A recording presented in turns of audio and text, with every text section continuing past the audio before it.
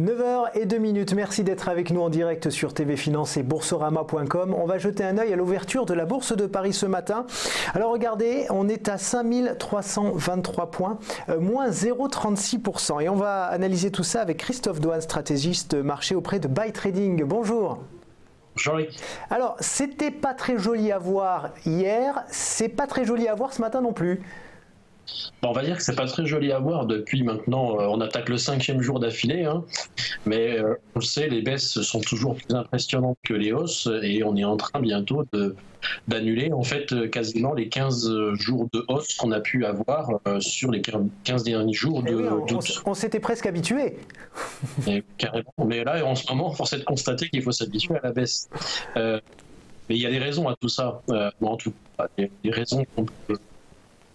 Beaucoup de retours aujourd'hui. Ça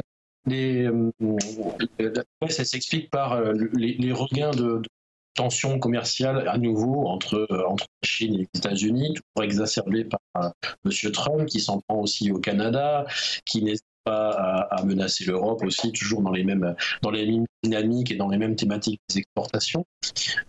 Ça commence à peser. On a l'habitude des annonces de M. Trump, mais ça commence à peser sur les marchés, un peu plus sur les marchés européens, puisque maintenant les marchés européens, qui avaient plutôt une bonne résilience, on va dire, sur ces 3 derniers mois, commencent à perdre un petit peu de cette résilience. Et justement, les États-Unis, maintenant, sont plutôt assez en avance par rapport au comportement des indices européens. Oui, et puis en plus, lundi, Wall Street, c'était le jour de la fête du travail, donc il ne se passait rien. La Bourse de Paris, du coup, avait été très attentiste également. Qu'est-ce qu'on peut s'attendre dans la journée? Est-ce que les investisseurs vont se remotiver un petit peu?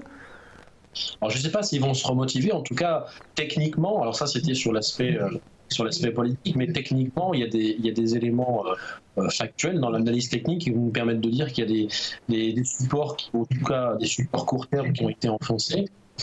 Et on va se retrouver maintenant bientôt sur un support où on pourrait se retrouver en tout cas sur un support dans la journée qui pourrait être le support des 5280, et j'ai envie de dire c'est là où tout se passe. En dessous les 5280, c'est quand même là maintenant la 3e fois qu'on le teste depuis le début de l'année, et là sur les 4 derniers mois, si on venait à passer sous les 5280, là par contre on pourrait avoir une accélération baissière du CAC, avec en ligne de mire un 5140 est possible. Donc vous voyez, c'est quand même assez important ce seuil de 5280, et donc les investisseurs, je pense, on risque de trouver des acheteurs, en tout cas sur cette zone des 5280, auquel cas, si des acheteurs ne se présentent pas suffisamment de façon constante avec des volumes importants, on pourrait tout à fait voir le CAC partir en direction des 5140.